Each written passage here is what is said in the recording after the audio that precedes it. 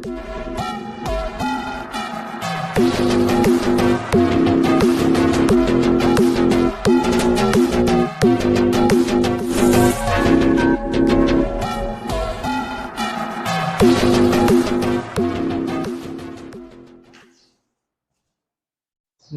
मेरे सभी प्यारे भारतवासियों। मेरा नाम है सुनील सिंह सोमवंशी उर्फ ट्रिपल एस और आप सभी का हार्दिक स्वागत करते हैं अपने study channel Sunil coaching classes. तो आज हमारा ऑर्गेनिक केमिस्ट्री का 6th लेक्चर है, ठीक है ना। 11th क्लास का है, ठीक। लेकिन ये 11th वर्ष के लिए नहीं, 12th के लिए भी इम्पोर्टेंट है और जो एंट्रेंस एग्जाम होते हैं उसके लिए भी आपको इसमें कुछ ना कुछ हेल्प जो है वो मिलेगी, ठीक है। तो आज का टॉपिक हम लोग क्या पढ़ने वाले हैं, होमोलोगस सीरीज के बारे में। सजातीय श्रेणी किसे कहते हैं, ठीक है ना। तो ऑर्गेनिक कंपाउंड तो बहुत सारे होते हैं, ठीक। सजातीय श्रेणी में जैसे अपन पढ़ देंगे तो ऑर्गेनिक कंपाउंड के बारे में अपन लोग समझ चुके हैं कि ऑर्गेनिक कंपाउंड किसे कहते हैं, उसका क्लासिफिकेशन अपन लोग पढ़ चुके हैं कि ऑर्गेनिक कंपाउंड का क्लासिफिकेशन कैसा होता है, ठीक है ना। और हम लोगों ने ऑर्गेनिक कंपाउंड का पार्ट भी समझ चुके हैं कि एक ऑर्गेनिक कंपाउंड में कौन कौन से पार्ट होते हैं, ठीक है। जैसे केमिकल प्रॉपर्टी को डिसाइड करने वाला पार्ट होता है और एक फिजिकल प्रॉपर्टी को डिसाइड करने वाला पार्ट होता है, ठीक है, जो कि पूरा डिटेल समझाया जा चुका है, ठीक। तो आज हम लोग बात करेंगे क्या होमोलोगस सीरीज किसे कहते हैं, ठीक है। तो देखिए, पहले इस शब्द का मतलब समझते हैं कि होमोलोगस सीरीज का मतलब क्या होता है। तो यहाँ पे जो वर्ड आ रहा है होमोलोगस, ये दो शब्द आ रहे हैं।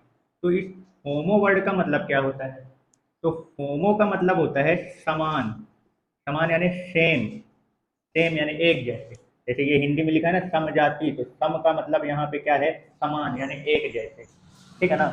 अब दूसरा वर्ड ये जो लिखा हुआ है लोगस, ये लोगस वर्ड जो लिखा हुआ है यहाँ पे, यानी कि इसका मतलब क्या होता है, लोगस वर्ड का मतलब क्या होता है, तो इसका मतलब ये होता है कि टाइप, अपन इसको बोल सकते हैं, क्या बोल सकते हैं, लोगस का मतलब क्या हो गया, टाइप। टाइप या अपन लोग इसको कैटेगरी भी बोल सकते हैं, ठीक है ना। क्लियर। कैटेगरी कहने का मतलब ये है, हिंदी में इसको क्या बोलते हैं, जात। हिंदी में क्या कैटेगरी का मतलब क्या होता है, जात। सम जात मतलब सेम जात के लोग, सेम जात मतलब सेम टाइप के लोग या सेम कैटेगरी में आने वाले लोग, ठीक है ना। एक ही कैटेगरी में हम जिनको रखते हैं वो कहलाते हैं होमोलोगस कहलाते हैं, ठीक है। क्लियर हो गया। अब बात ये आती है कि ये कैटेगरी कैसे डिसाइड करेंगे, मतलब कि किसी भी ऑर्गेनिक कंपाउंड की जात कैसे डिसाइड करेंगे, ठीक है ना। जात या बोल सकते हो, रूप बोल सकते हो इसको, कि उसकी कैटेगरी, वो किस कैटेगरी में आता है ये कैसे डिसाइड करेंगे। तो कैटेगरी यहाँ पे डिसाइड करते हैं अपन किसके बेस पे, उसकी प्रॉपर्टी के बेस पे। किसके बेस पे डिसाइड करते हैं, प्रॉपर्टी। प्रॉपर्टी यानी हो गया गुण, ठीक है ना। कि हम किसी भी ऑर्गेनिक कंपाउंड को किस कैटेगरी में रखेंगे या किस जात में रखेंगे, तो वो किससे डिसाइड करेंगे हम लोग, उसकी प्रॉपर्टी से। अब प्रॉपर्टी भी कितने थे, दो प्रकार के थे, है ना, एक फिजिकल प्रॉपर्टी और एक केमिकल प्रॉपर्टी। तो इसमें कैटेगरी, किसी भी ऑर्गेनिक कंपाउंड की कैटेगरी को डिसाइड करने वाली जो प्रॉपर्टी होती है वो होती है उसकी केमिकल प्रॉपर्टी। कौन सी प्रॉपर्टी होती है, केमिकल प्रॉपर्टी, यानी कि रासायनिक गुण,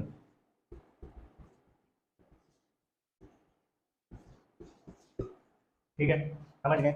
अब बात ये आती है कि केमिकल प्रॉपर्टी, तो हमने पार्ट पढ़ाया था ना, ऑर्गेनिक कंपाउंड के जो पार्ट पढ़ाए थे तो उसके दो पार्ट होते हैं, एक फिजिकल प्रॉपर्टी और एक केमिकल प्रॉपर्टी के बेस पे। तो केमिकल प्रॉपर्टी को डिसाइड करने वाला जो पार्ट होता है उसको क्या कहते हैं, तो उसको क्या बोलते हैं, फंक्शनल ग्रुप बोलते हैं, क्रियात्मक समूह। तो यानी कि जो केमिकल प्रॉपर्टी डिसाइड करता है वो कौन डिसाइड करता है, उस ऑर्गेनिक कंपाउंड का फंक्शनल ग्रुप। फंक्शनल ग्रुप मतलब क्रियात्मक समूह, ये डिसाइड करता है।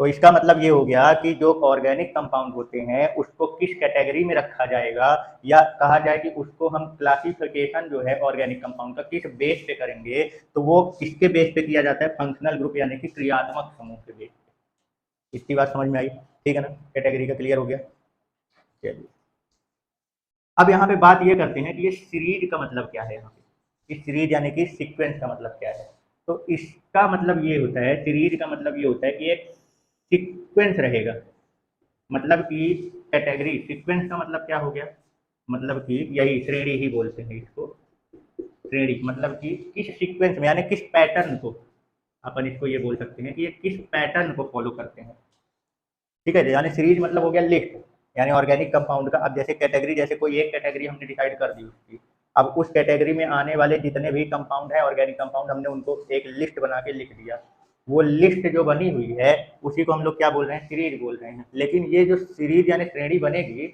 वो ऐसे ही कुछ भी नहीं बन जाएगी, उसमें हर अगले कंपाउंड में जाने में कुछ ना कुछ चीज़ क्या रहेगी, कॉमन रहेगी। तभी अपन लोग उसको क्या बोलते हैं कि वो इस सीक्वेंस में है। ठीक है, तो जो सीक्वेंस दी जाती है इसमें, ये किस बेस पे दी जाती है, मतलब कि अगले ऑर्गेनिक कंपाउंड में, जैसे हम पहला ऑर्गेनिक कंपाउंड पकड़े, फिर अगले ऑर्गेनिक कंपाउंड में बढ़े, फिर उसके बाद अगले ऑर्गेनिक कंपाउंड में, एक ही कैटेगरी में आने वाले की बात कर रहा हूँ। तो हर ऑर्गेनिक कंपाउंड में, अगले ऑर्गेनिक कंपाउंड में जाने में क्या हमको पैटर्न देखने को मिलेगा, मतलब कौन सा सीक्वेंस देखने को मिलेगा, तो वो आपको दिखेगा उसका एटॉमिक मास या मोलिकुलर मास, सॉरी क्या देखने को मिलेगा आपको, मोलिकुलर मास में एक डिफरेंस देखने को मिलेगा। अब वो कितने का डिफरेंस आपको देखने को मिलेगा, हर अगले ऑर्गेनिक कंपाउंड में जाने में कितने मोलिकुलर मास का, या वेट भी बोल सकते हो, यानी कि द्रव्यमान में, अणु भार में कितने का अंतर आएगा, 14 ग्राम का डिफरेंस रहेगा। कितने का डिफरेंस रहेगा, 14 ग्राम का, 14 ग्राम का। आया समझ में, इस शब्द का मतलब क्लियर हुआ। एक बार वापस समझा देते हैं। होमोलोगस सीरीज का मतलब क्या है, समजाति श्रेणी। होमो वर्ड का मतलब होता है सेम, यानी एक ही टाइप, एक जैसे। लोगस का मतलब होता है जात या कैटेगरी। ठीक है ना। अब वो कैटेगरी किसके बेस पे डिसाइड की जाएगी कि कौन सा ऑर्गेनिक कंपाउंड को हम किस कैटेगरी में रखेंगे, तो वो होता है उसकी प्रॉपर्टी से डिसाइड करेंगे। अब उसमें भी कौन सी प्रॉपर्टी हम लोग लेंगे, केमिकल प्रॉपर्टी लेंगे उसकी। अब केमिकल प्रॉपर्टी यानी ऑर्गेनिक कंपाउंड की केमिकल प्रॉपर्टी को कौन डिसाइड करता है, तो वो होता है उसके साथ जो फंक्शनल ग्रुप लगा होता है, वो उस ऑर्गेनिक कंपाउंड की केमिकल प्रॉपर्टी को डिसाइड करता है। ठीक है ना। इसका मतलब ये हो गया कि हम जो ऑर्गेनिक कंपाउंड की कैटेगरी बनाते हैं वो किसके बेस पे बनाते हैं, फंक्शनल ग्रुप के बेस पे। अब अलग अलग फंक्शनल ग्रुप वाले जो ऑर्गेनिक कंपाउंड होंगे वो अलग अलग कैटेगरी के कहाएंगे। ठीक है ना। अब यहाँ पे सीरीज की बात हो रही थी, ये सीरीज क्या है, श्रेणी। तो मतलब जब हम एक कैटेगरी, सेम कैटेगरी वाले ऑर्गेनिक कंपाउंड को सबको इकट्ठा कर दें और फिर उसकी लिस्ट में ऊपर से नीचे आते हैं, या लगातार क्रम से जब हम आगे या पीछे बढ़ेंगे, तो हर दो ऑर्गेनिक कंपाउंड, एक ही कैटेगरी में आने वाले हर दो ऑर्गेनिक कंपाउंड के बीच में आपको एक सीक्वेंस देखने को मिलेगा। वो उसी सीक्वेंस में आगे या पीछे बढ़ेंगे। तो वो सीक्वेंस किसका रहेगा, मतलब किस पैटर्न को फॉलो करते हुए ऑर्गेनिक कंपाउंड की सीरीज आगे बढ़ेगी, तो वो है मोलिकुलर मास, यानी उसका अणु भार या द्रव्यमान में आपको एक डिफरेंस देखने को मिलेगा। और वो कितना रहेगा, 14 ग्राम का डिफरेंस रहेगा, यानी 14 ग्राम से वो क्या होता जाएगा, आगे बढ़ता। और ये सीरीज जो है, ये जो मोलिकुलर मास है, ये इसकी कौन सी प्रॉपर्टी को बताता है, फिजिकल प्रॉपर्टी। कौन सी प्रॉपर्टी को, ये एक प्रकार की कौन सी प्रॉपर्टी है, मोलिकुलर मास फिजिकल प्रॉपर्टी है, यानी कि भौतिक गुण। आया समझ में, क्लियर हो गया। अच्छा, इस चीज को मैं आपको एक एग्जांपल लेके समझाता हूँ। मतलब जैसे समझिए कि एक स्कूल है। अब स्कूल के ग्राउंड में बहुत सारे क्या है, बच्चे हैं। ठीक है ना। अब मुझे उन बच्चों को क्लासीफाई करना है, यानी वर्गीकृत करना है। तो हम उन बच्चों को किस बेस पे क्लासीफाई करेंगे, किस आधार पर हम उन सभी बच्चों को वर्गीकृत करेंगे। तो स्कूल में बच्चों का जो मेन क्लासिफिकेशन होता है वो किसके बेस पे होता है, उनके क्लास के बेस पे, कौन सी कक्षा में आते हैं, मेन ये हो गया। तो अब जब मैं बोलूंगा कि फर्स्ट क्लास वाले बच्चों को अलग कर दूंगा, तो उस भीड़ में जितने भी फर्स्ट क्लास के यानी पहली कक्षा के स्टूडेंट हैं वो सब अलग हो जाएंगे, सेकंड वाले अलग हो जाएंगे, थर्ड वाले अलग, ऐसे करके मान लीजिए 12th तक की क्लास है, तो हर क्लास के बच्चे अपने क्या हो जाएंगे, अलग। तो अब मैं पहचान सकता हूँ ना कि फर्स्ट क्लास में कौन से स्टूडेंट हैं, सेकंड क्लास में कौन से स्टूडेंट हैं, क्योंकि मैंने उन सभी को क्लास के बेस पे यानी कक्षा के आधार पे मैंने उनको क्या कर दिया, वर्गीकृत कर दिया। तो ठीक उसी प्रकार से होमोलोगस सीरीज यानी ऑर्गेनिक कंपाउंड का भी होता है। तो जैसे बच्चों का क्लासिफिकेशन मेन कौन कर रहा था, उनका क्लास, यानी उनकी जो कैटेगरी है वो स्टूडेंटों की कैटेगरी किससे डिसाइड की जाएगी, उनकी कक्षा से डिसाइड की जाएगी। ठीक इसी तरीके से होमोलोगस सीरीज में जो होते हैं ये एक प्रकार की क्या बताते हैं, कैटेगरी बताते हैं कि जितने भी ऑर्गेनिक कंपाउंड हैं, तो उन ऑर्गेनिक कंपाउंड सारे एक जैसे तो होंगे नहीं, सबकी अपनी अपनी कुछ ना कुछ कैटेगरी होगी। तो पहला उनका जो कैटेगरी यानी जो पहला क्लासिफिकेशन होता है तो किसके बेस पे होता है, उनके केमिकल प्रॉपर्टी के बेस पे यानी फंक्शनल ग्रुप के आधार पर। तो जैसे स्टूडेंटों का क्लासिफिकेशन जो है उनकी कक्षा डिसाइड करती है, वैसे ही जो ऑर्गेनिक कंपाउंड जितने भी होते हैं कार्बनिक यौगिक, उनका क्लासिफिकेशन कौन डिसाइड करता है, फंक्शनल ग्रुप। अब हम उन, अब ये देखिए, अब जैसे एक ही क्लास में जितने भी बच्चे हैं वो सब एक जैसे तो होंगे नहीं, क्लास सबका सेम, कैटेगरी तो डिसाइड हो गई कि फर्स्ट क्लास वाले हैं ये सारे बच्चे। अब उनका वो तो इसी प्रकार से ऑर्गेनिक कंपाउंड में जो सेम फंक्शनल ग्रुप वाले जितने भी ऑर्गेनिक कंपाउंड होंगे उनको एक साथ रख लेंगे। अब वो सारे सेम फंक्शनल ग्रुप वाले जितने भी ऑर्गेनिक कंपाउंड है सब की केमिकल प्रॉपर्टी तो सेम है, लेकिन फिजिकल प्रॉपर्टी जो है वो सेम नहीं होती है। जैसे कि एक क्लास में आने वाले सभी स्टूडेंटों का कैटेगरी तो डिसाइड हो गया कि सारे के सारे ये एक ही क्लास में, लेकिन वो सभी स्टूडेंट जो फर्स्ट क्लास में हैं तो उनकी क्या फिजिकल प्रॉपर्टी, जैसे मतलब वेट मान लेते हैं, तो क्या सबका वेट एक जैसे होगा? क्या सबका कलर, स्किन का कलर एक जैसे होगा? नहीं होगा ना, ठीक है ना। क्लास सबका सेम है, यानी कि फंक्शनल ग्रुप एक ही, एक सब में एक ही फंक्शनल ग्रुप लगा हुआ है। लेकिन फिजिकल प्रॉपर्टी की अगर बात की जाए तो उस कैटेगरी में आने वाले सभी ऑर्गेनिक कंपाउंड की फिजिकल प्रॉपर्टी जरूरी नहीं है कि सेम हो, वो डिफरेंस रहेगी। ठीक है, समझ गए। कुछ एग्जाम्पल से समझते हैं इसको। देखिए मैंने यहाँ पे ये कुछ ऑर्गेनिक कंपाउंड मैंने क्या करके रखा हुआ है, लिखा है, ठीक है ना।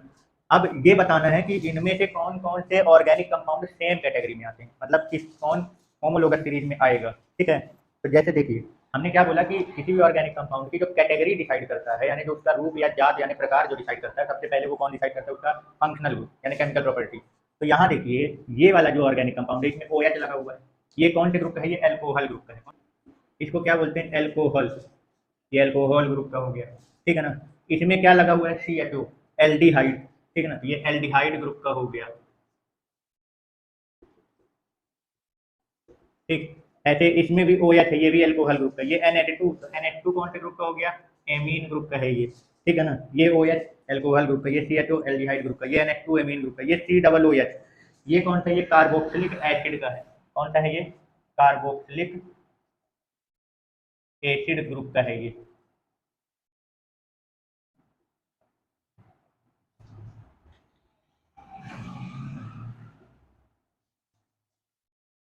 ठीक है, तो अब देखिए एल्कोहल ग्रुप में जितने भी मतलब आएंगे ऑर्गेनिक कंपाउंड वो सब एक ही कैटेगरी के कहलाएंगे। जैसे ये CH3OH, फिर ये C2H5OH, फिर ये C3H7OH, ये सब कौन से ग्रुप के हैं? ये सब सेम, ये एक ही कैटेगरी के कहलाएंगे क्योंकि ये सब कौन है? एल्कोहल, ठीक है। तो इनको आपस में होमोलोगस सीरीज यानी इनको आपस में सजातीय श्रेणी हम लोग बोलेंगे, ठीक है। क्यों? क्योंकि ये सब के सब इनका जो फंक्शनल ग्रुप है वो क्या है? OH, यानी कि सब में OH लगा हुआ है, तो इसका मतलब ये सारे के सारे आपस में सेम कैटेगरी के कहलाएंगे, ठीक है ना। इन सभी का केमिकल प्रॉपर्टी जो है वो क्या होगा? सेम रहेगा। ऐसे ही एल्डिहाइड ग्रुप की बात करते हैं, ये CHO, तो ये CH3CHO, ये एल्डिहाइड में आएगा। ऐसे ये C2H5CHO, ये भी किस में आएगा? एल्डिहाइड ग्रुप में। दोनों में एल्डिहाइड ग्रुप लगा है, इसका मतलब ये दोनों सेम कैटेगरी के हो जाएंगे क्योंकि इनका जो दोनों का फंक्शनल ग्रुप जो है वो क्या है? सेम। अब फंक्शनल ग्रुप सेम होगा तो इनकी केमिकल प्रॉपर्टी भी क्या होगी? सेम होगी, इसलिए इनको सेम कैटेगरी में माना जाएगा। क्लियर हो गया? हाँ। अब ये दोनों अलग अलग, ये आपस में होमोलोगस सीरीज कहलाएगा, ये आपस में होमोलोगस सीरीज कहलाएंगे, लेकिन ये दोनों होमोलोगस सीरीज अलग अलग प्रॉपर्टी के हैं, ठीक है। ऐसे ही एमीन ग्रुप का देख लो, ये NH2 जो लगा हुआ है CH3NH2, ये एमीन ग्रुप का है। ऐसे ये C2H5NH2, ये भी, क्योंकि इसमें भी फंक्शनल ग्रुप ये NH2 जो है ये सेम है दोनों का। अब जब फंक्शनल ग्रुप सेम होगा तो इनकी केमिकल प्रॉपर्टी भी क्या होगी? सेम होगी।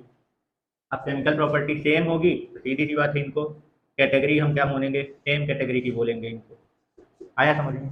ऐसे एल्डिहाइड ग्रुप के दो ठो हैं तो ये इनको साथ में रखेंगे, CH3 COOH, C2H5 COOH, ये दोनों सेम कैटेगरी के हैं, ठीक है। क्लियर हो गया? तो फंक्शनल ग्रुप से जिनका फंक्शनल ग्रुप सेम होगा वो सेम कैटेगरी में आएंगे और उनको आपस में होमोलोगस बोला जाएगा क्योंकि उन सबका फंक्शनल ग्रुप सेम है तो उनकी केमिकल प्रॉपर्टी भी सेम होगी, यानी एक ही कैटेगरी में माने जाएंगे, ठीक। अब सीरीज की अगर बात करें, सीक्वेंस की अगर बात करें, तो हमने बोला था कि जो सीरीज तैयार होती है हमारे पास वो उनमें एक सीक्वेंस होता है, एक पैटर्न होता है। तो कैसा सीक्वेंस होता है उनका? एटॉमिक सॉरी मोलिकुलर मास का 14 ग्राम का डिफरेंस रहता है। अब इन दोनों के मास में अगर आप अगले ऑर्गेनिक कंपाउंड जैसे यहाँ से यहाँ बढ़ेंगे और फिर यहाँ से यहाँ आएंगे तो दोनों के मास में जो डिफरेंस आएगा वो कितने का आएगा? 14 ग्राम का आएगा, ठीक है ना। समझ गए? देखिए जैसे मान लीजिए ये CH3OH है, इतना मास तो दोनों का सेम है, डिफरेंस खाली कितने का आएगा? इसमें आएगा। तो यहाँ से यहाँ तक में कितना कार्बन है? एक कार्बन एक्स्ट्रा है। हाइड्रोजन कितना एक्स्ट्रा है? 2। तो एक कार्बन का मास कितना होता है? 12 ग्राम। और एक हाइड्रोजन का कितना होता है 1, तो कितने हाइड्रोजन है 2, तो मल्टीप्लाई 2, तो टोटल कितना मास हो गया 14 ग्राम का हो गया, 14 ग्राम। आया समझ? ऐसे यहाँ से यहाँ आने में देखिए ये OH तो सेम ग्रुप है, तो इनका तो मास सेम रहेगा, बस यहाँ पे डिफरेंस आएगा। तो यहाँ से यहाँ तक में कितने कार्बन एक्स्ट्रा है 1, और हाइड्रोजन 5 से 2 7, यानी 2 हाइड्रोजन। तो 1 कार्बन और 2 हाइड्रोजन दोनों का मिलाएंगे तो कितने का डिफरेंस आएगा मास में 14 ग्राम का। तो इसी तरीके से आप कोई भी होमोलोगस सीरीज उठा लीजिए, कोई भी सजाती श्रेणी आप उठा लीजिए, हर 2 ऑर्गेनिक कंपाउंड के बीच जो लगातार का, ये नहीं कि एक को स्किप करके अगले वाले में जाएंगे आप, किसी भी 2 लगातार ऑर्गेनिक कंपाउंड के बीच का अगर आप मास का डिफरेंस निकालेंगे तो कितने का आएगा 14 ग्राम का। ये फिजिकल प्रॉपर्टी डिसाइड करती है। देखिए इसका इससे 14 ग्राम ज़्यादा है, फिर ये वाला इससे 14 ग्राम का ज़्यादा है, तो इन सब की फिजिकल प्रॉपर्टी जो होगी वो क्या होगी अलग अलग होगी। जो हो सकता है कोई गैस स्टेट में हो, कोई लिक्विड स्टेट में हो, कोई सॉलिड स्टेट में हो, ठीक है ना, किसी का टेम्परेचर ज़्यादा कम हो सकता है, लेकिन जो केमिकल प्रॉपर्टी है जैसे कि ये OH है एल्कोहल, तो ये सब की क्या रहेगी सेम, क्योंकि ये सेम कैटेगरी में आ रहे हैं। तो आई बात समझ में कि होमोलोगस सीरीज किसे कहते हैं। जो एल्केन एल्कीन और एल्काइन, ठीक है ना, इनको भी होमोलोगस सीरीज यानी सजाती श्रेणी बोला जाता है। समझिए थोड़ा सा कि एल्केन एल्कीन और एल्काइन जो होता है, एल्केन एल्कीन और एल्काइन, ये भी एक प्रकार के होमोलोगस सीरीज कहलाते हैं, ठीक है ना। अब एल्केन किसको बोलते हैं, तो जैसे ऑर्गेनिक कंपाउंड हमें कौन सा वाला लेना है, केवल कार्बन और हाइड्रोजन जिसमें हो बस वो वाले लेने हैं। तो जब कार्बन कार्बन की चैन आपस में सिंगल बॉन्डेड होती है, सारे कार्बन के बीच का चैन जो होता है वो सिंगल बॉन्डेड होता है, जैसे ये है, ये CH4 है, ठीक है ना। अभी अपन क्या ले लेते हैं 2 कार्बन ले लेते हैं, तो दोनों के बीच में बॉन्ड जो रहेगा वो कितना रहेगा सिंगल बॉन्डेड रहेगा। 3 बॉन्ड खाली है तो तीनों जगह आप क्या लगा दीजिए हाइड्रोजन लगा दीजिए। ऐसे ही मान लीजिए हम 3 कार्बन ले लेते हैं तो तीनों कार्बन के बीच में सिंगल बॉन्ड लगाएंगे। अब बाकी जितने जितने बॉन्ड कार्बन के खाली हैं वहाँ क्या लगा दीजिए हाइड्रोजन लगा दीजिए। तो इस प्रकार के ऑर्गेनिक कंपाउंड को एल्केन बोलते हैं। तो ये एल्केन जो होते हैं ये भी होमोलोगस सीरीज कहलाते हैं आपस में, ठीक है ना, क्योंकि सब एक ही कैटेगरी में आ रहे हैं, सिंगल बॉन्डेड वाले, ठीक। और सीरीज के हिसाब से देखा जाए तो हर 2 ऑर्गेनिक कंपाउंड के बीच में, अब यहाँ देखिए यहाँ पे 2 कार्बन, यहाँ 1 कार्बन, यहाँ 2 कार्बन, तो एक एक्स्ट्रा कार्बन है, ठीक है ना, 1 कार्बन यहाँ पे एक्स्ट्रा है। अब हाइड्रोजन की बात करें तो यहाँ 4 हाइड्रोजन है और यहाँ पे कितने हाइड्रोजन है 6 हाइड्रोजन है, 3 इसके और 3 इसके, तो कितने 4 में से 6 यानी 2 एक्स्ट्रा हाइड्रोजन है, 1 कार्बन और 2 हाइड्रोजन। तो 1 कार्बन का मास 12 ग्राम, 1 हाइड्रोजन का 1 ग्राम, 2 टोमेटो 2 ग्राम, यानी 12 और 2 14 ग्राम, यानी इनके बीच में कितने का डिफरेंस है 14 ग्राम का। ऐसे यहाँ से यहाँ आएंगे तो इसमें 2 कार्बन और इसमें 3 कार्बन, तो कितना कार्बन एक्स्ट्रा है इसमें 1, हाइड्रोजन यहाँ पे 6 हैं और यहाँ पे कितने हैं 8 हाइड्रोजन हैं, 3 इसके और 2 इसके, तो 3 3 6 और 2 8, तो यहाँ 6 थे यहाँ 8 हैं, तो 2 एक्स्ट्रा आ गए ना इसमें। तो यहाँ से यहाँ आने में भी 1 कार्बन एक्स्ट्रा है, 2 हाइड्रोजन एक्स्ट्रा है, यानी 14 ग्राम का मास फिर बढ़ गया। यानी सीरीज में आप अगर लगातार ऊपर से नीचे आएंगे तो 14 ग्राम के मास का डिफरेंस आपको देखने को मिलेगा। तो जो एल्केन होता है वो भी होमोलोगस सीरीज होता है, यानी सजाती श्रेणी में रखे जाते हैं। एल्कीन किसको बोलते हैं, जब कार्बन कार्बन के बीच में, किसी भी 2 कार्बन के बीच में डबल बॉन्ड आ जाए तो उसको क्या बोलते हैं एल्कीन बोलते हैं। अब इसका तो बनता नहीं है, ठीक है ना, जैसे 2 कार्बन लेते हैं तो और उसके बीच में डबल बॉन्ड बना लेते हैं, 1 कार्बन का एल्कीन नहीं बनता। 2 कार्बन लेते हैं, दोनों के बीच में डबल बॉन्ड लगाते हैं, अब दोनों में कितने कितने बॉन्ड खाली है 2 2, तो क्या लगा देते हैं हाइड्रोजन। ऐसे एक और एग्जांपल ले लीजिए, 3 कार्बन ले लेते हैं और किसी भी 2 कार्बन के बीच में डबल बॉन्ड लगा देते हैं। अब इसके कितने खाली हैं 2, इसके 3 बन गए तो 1 खाली है, इसके 1 ही है तो 3 खाली, 3 हाइड्रोजन, तो यहाँ हाइड्रोजन लगा देते हैं ये। तो ये भी आपस में होमोलोगस सीरीज कहलाएंगे। और हर 2 कंटिन्यू एल्कीन के बीच का जो डिफरेंस आएगा मास का वहाँ पे भी 14 ग्राम का ही आएगा। देखिए यहाँ पे 2 कार्बन, यहाँ पे 3 कार्बन, कितने एक्स्ट्रा कार्बन है 1 कार्बन एक्स्ट्रा है। यहाँ पे देखिए 2 और 2 4 हाइड्रोजन, यहाँ पे देखिए 2 और 3 2 5 और 1 6, 4 से 6 हाइड्रोजन गए, यानी 2 एक्स्ट्रा हाइड्रोजन आ गया अगले ऑर्गेनिक कंपाउंड में। तो कितने मास का डिफरेंस आ गया 14 ग्राम का। ऐसे ही आप आगे सीरीज बढ़ाते जाओगे तो 14 ग्राम का डिफरेंस आता जाएगा। तो जो एल्कीन है उनको भी होमोलोगस सीरीज बोला जाता है, ठीक है ना। ऐसे एल्काइन किसको बोलते हैं, तो जब 2 कार्बन के बीच में ट्रिपल बॉन्ड आ जाए। बॉन्ड के बारे में बता चुके हैं ना पूरा अच्छे से डिटेल, शुरू से लेकर अभी तक जो 5 तक का लेक्चर नहीं देखें तो वो अच्छे से क्या करें देख लें सारा लेक्चर, ठीक है। अभी यहाँ पे देखिए एल्काइन किसको बोलते हैं, तो जब 2 कार्बन के बीच में कौन सा बॉन्ड आ जाए ट्रिपल बॉन्ड, तो उसको क्या बोलते हैं एल्काइन बोलते हैं, ठीक है। अब इसके कितने बॉन्ड खाली है 1, इसके कितने खाली, इसके भी 1 खाली, हाइड्रोजन लगा देते हैं यहाँ पे। ऐसे 3 कार्बन का ले लीजिए तो 1 2 3, किसी भी 2 कार्बन के बीच में ट्रिपल बॉन्ड लगा लीजिए। अब इसके कितने बॉन्ड खाली? एक। इसके तो चारों बन गए, चार से ज़्यादा तो कार्बन हाइड्रोजन बनाता नहीं, ये एक भी बॉन्ड खाली नहीं है, इसमें एक भी हाइड्रोजन नहीं लगेगा। इसके एक बॉन्ड बने, तीन बॉन्ड खाली हैं, तो तीन हाइड्रोजन लगा देते हैं। ये हो गया, ठीक है ना। तो एल्काइन यानी ट्रिपल बॉन्ड वाले जितने भी ऑर्गेनिक कंपाउंड होते हैं वो भी, उनको भी होमोलोगस सीरीज ही बोला जाता है। ये भी सेम कैटेगरी के, ठीक है ना। बट ये आपस में सेम कैटेगरी के हैं, इनकी आपस में केमिकल प्रॉपर्टी सेम होगी। ये आपस में सेम कैटेगरी में, इनकी आपस में केमिकल प्रॉपर्टी सेम होगी। ये आपस में सेम हैं, सेम कैटेगरी के हैं, तो इनकी आपस में केमिकल प्रॉपर्टी सेम होगी।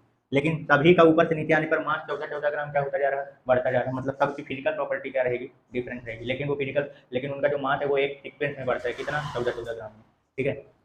यहाँ पे भी वही है, इसमें 2 कार्बन, इसमें 3 कार्बन है, तो 3 कार्बन है तो 2 से 3 गया, 1 कार्बन एक्स्ट्रा आ गया। हाइड्रोजन यहाँ पे 2 ठो है, यहाँ पे देखो 3 और 1 4, यानी 2 एक्स्ट्रा हाइड्रोजन, यानी कि टोटल मास कितना, कितने मास का डिफरेंस आ रहा है? 14 ग्राम का। तो कोई भी होमोलोगस सीरीज अगर आप उठाते हैं तो उनके लगातार दो कंपाउंड के बीच में 14 ग्राम के मास का डिफरेंस रहेगा, ठीक है ना। तो क्लियर हो गया, होमोलोगस सीरीज यानी सजाती सीरीज किसे कहते हैं। ठीक है, जैसा कि हम लोग समझ चुके हैं कि होमोलोगस सीरीज किसे कहते हैं, ठीक है, और एग्जांपल भी हम लोगों ने देख चुका है। तो अब जितना हम लोगों ने होमोलोगस सीरीज पढ़ा है उसका एक जनरल थोड़ा सा फैक्ट के बारे में देख लेते हैं। मतलब जो भी हम लोगों ने पढ़ा है उसको फैक्ट के फॉर्म में, पॉइंट के फॉर्म में थोड़ा सा एक बार देख लेते हैं। देखिए, जितने भी होमोलोगस सीरीज होते हैं तो किसके बेस होमोलोगस सीरीज जो कैटेगरी डिसाइड की जाती है किसके बेस पे डिसाइड की जाती है? फंक्शनल ग्रुप के बेस पे। तो एक ही कैटेगरी में जो आते हैं यानी उनका सबका फंक्शनल ग्रुप क्या होगा? सेम होगा। और सेम फंक्शनल ग्रुप वालों की केमिकल प्रॉपर्टी क्या होती है? सेम, यानी रासायनिक गुण क्या होता है? सबका सेम होता है। तो अपन बोल सकते हैं कि जो होमोलोगस सीरीज होती है इनका मतलब एक ही सीरीज में आने वाले जितने भी ऑर्गेनिक कंपाउंड है सबका केमिकल प्रॉपर्टी जो होगा वो क्या होगा? सेम होगा। क्लियर हो गया है ना, ठीक है। अब जैसे अपन क्या होते थे सीरीज में जब आगे बढ़ते हैं तो कितने मास का डिफरेंस देखने को मिलता है अपने को, ठीक है ना। तो जब जैसे यूनिट की अगर बात करें, एक ऑर्गेनिक कंपाउंड से अगले वाले ऑर्गेनिक कंपाउंड में, यानी एक ही कैटेगरी में जो ऑर्गेनिक कंपाउंड आ रहे हैं, तो उसका अगला ऑर्गेनिक कंपाउंड में जब बढ़ते हैं तो कितने कार्बन? एक कार्बन और दो हाइड्रोजन। इसका मतलब CH2 यूनिट का क्या आता है? डिफरेंस आता है दो लगातार ऑर्गेनिक कंपाउंड के बीच में। होमोलोगस सीरीज में जो हम ऑर्गेनिक कंपाउंड की लिस्ट बना के रखे हैं, तो दो लगातार ऑर्गेनिक कंपाउंड के बीच में कितने यूनिट का डिफरेंस आना चाहिए? CH2 यूनिट का। अब इसका अगर मास का डिफरेंस देखा जाए तो मास का कितना डिफरेंस आता है? एक कार्बन का कितना होता है? 12 ग्राम, और दो हाइड्रोजन का, तो एक हाइड्रोजन का एक, तो दो का कितना होता है? 2 ग्राम। दोनों का आप टोटल करेंगे तो कितना आएगा? 14 ग्राम का डिफरेंस आएगा। मतलब दो लगातार होमोलोगस सीरीज के ऑर्गेनिक कंपाउंड के बीच में कितने ग्राम मास का डिफरेंस रहेगा? 14 ग्राम मास का डिफरेंस रहता है, ठीक ना ये। और एक सबसे खास इंपॉर्टेंट पॉइंट ये है होमोलोगस सीरीज का कि एक ही कैटेगरी में यानी एक ही सीरीज में आने वाले जितने भी ऑर्गेनिक कंपाउंड है उनको हम एक जनरल फॉर्मूला द्वारा क्या कर सकते हैं? रिप्रेजेंट कर सकते हैं, जनरल फॉर्मूला द्वारा। यानी कि जो होमोलोगस सीरीज होता है उसका एक जनरल फॉर्मूला बना, और सीरीज जो बढ़ेगा उसी फॉर्मूले के ही क्रम से क्या होगा? बढ़ेगा। जैसे एल्केन का एग्जांपल लेते हैं, जैसे एल्केन का जो फॉर्मूला होता है वो होता है CnH2n+2। ये एल्केन का जनरल फॉर्मूला है, जहाँ n क्या डिसाइड करता है? नंबर ऑफ कार्बन, संख्या, ठीक है ना। तो जैसे मान लीजिए एक कार्बन लेते हैं तो n=1 लेंगे तो यहाँ 1 रखेंगे तो एक कार्बन, n की जगह यहाँ पे 1 रखेंगे तो 2 × 2 + 2 कितना हो जाएगा? 4, CH4। अब जैसे मान लीजिए हमें 2 कार्बन का ऑर्गेनिक कंपाउंड बनाना है एल्केन वाला, तो यहाँ 2 रखेंगे तो ये हो जाएगा C2, और यहाँ पे 2 रखेंगे तो 2 × 2 = 4 और +2 कितना हो जाएगा? 6। 3 कार्बन का अगर बनाना होगा तो n की जगह 3 रखेंगे, यहाँ पे 3 × 2 = 6 +2 कितना हो जाएगा? 8। ये तो ये एल्केन के हैं, ये मेथेन है, ये एथेन है, ये प्रोपेन है। ये सब नाम इनके नॉमेनक्लेचर। जस्ट अब अगला लेक्चर जो आएगा वो IUPAC नॉमेनक्लेचर का ही आएगा, तो नाम वगैरह सब वहाँ अच्छे से समझेंगे। फिलहाल यहाँ पे जो प्रॉपर्टी समझ रहे हैं तो ये देखिए, तो जितने भी अपन एल्केन ग्रुप के ऑर्गेनिक कंपाउंड लिखेंगे वो कौन से फॉर्मूला, उनका जनरल फॉर्मूला क्या होता है? ये CnH2n+। जैसे एल्कीन का जनरल फॉर्मूला क्या होता है? जैसे एल्कीन तो डबल बॉन्ड बनते, यहाँ से 2 हट जाएगा, CnH2n होता है। ये एल्कीन का जनरल फॉर्मूला। तो अगर अपन एक कार्बन लेंगे तो C, और यहाँ पे 1 रखेंगे तो 2। हालांकि ये बनता नहीं, पहले ही बता दूंगा, वो बॉन्ड बॉन्ड के ऊपर है, फिर आगे सब डिसाइड करेंगे। अगर मान लीजिए यहाँ पे क्या ले लेते हैं? 2 कार्बन ले लेते हैं, एक कार्बन का एल्कीन नहीं बनता है, ठीक है ना। यहाँ पे 2 कार्बन लेते हैं तो ये C2 हो जाएगा, और यहाँ पे 2 रखेंगे तो 2 × 2 = 4, तो C2H4 हो जाएगा, ठीक है, क्लियर। 3 कार्बन अगर लेंगे तो C3, और यहाँ पे 3 × 2 = 6। ये तो ये एल्कीन ग्रुप के हो गए, ठीक है ना। ऐसे एल्काइन का अगर देखा जाए तो एल्काइन का जनरल फॉर्मूला क्या होता है? तो CnH2n-2, 2n में से 2 क्या कर देंगे? माइनस कर देंगे।